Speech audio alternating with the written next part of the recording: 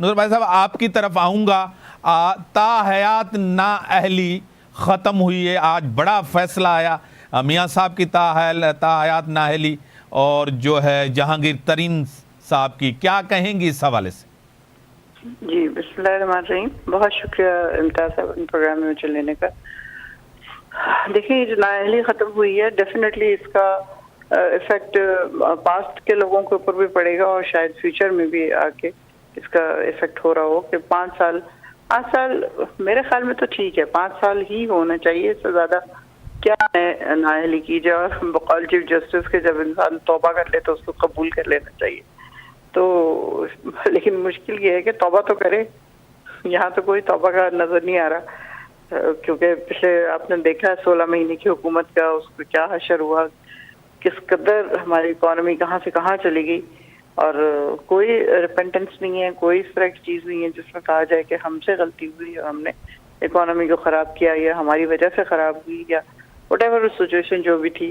تو لیکن الزام وہی آتا ہے کہ خان صاحب نے کیا, خان صاحب نے کیا, خان صاحب نے کیا. تو خان صاحب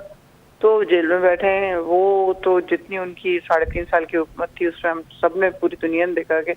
6.5 کے حساب سے ہماری اکانومی جا رہی تھی جو کہ اب شاید 3 پوائنٹ کچھ رہ گئی ہے. تو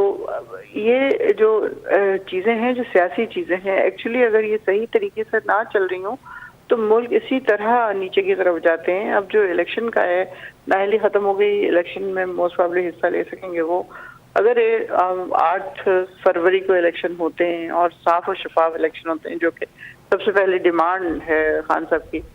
تو اگر وہ صاف شفاف ہو جاتے ہیں اور اس کے بعد جو بھی حکومت آتی ہے, اس سے فرق نہیں پڑ رہا کہ پی ٹی آئی آ رہی ہے, نون لیگ یا پیپلز پارٹی, تو اس سے بہت افیکٹ ہوگا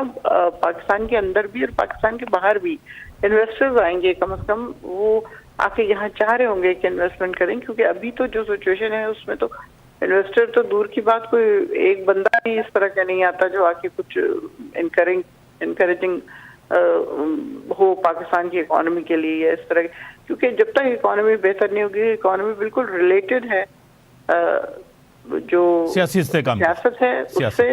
اور یہ دونوں چیزیں ایک دوسرے کو کمپلیمنٹ کرتی ہیں. تو بہت ضروری ہے 8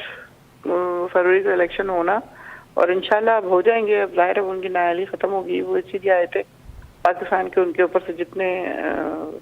الزامات ہیں وہ سب ختم ہو جائیں, جتنے مقدمے ہیں وہ سب ختم ہو جائیں, اور وہ سب ہو گئے بہت تیزی کے ساتھ. تو اب دیکھیں اللہ بہتر کرنے والا ہے, خان صاحب بھی انشاءاللہ جلدی باہر آ جائیں گے.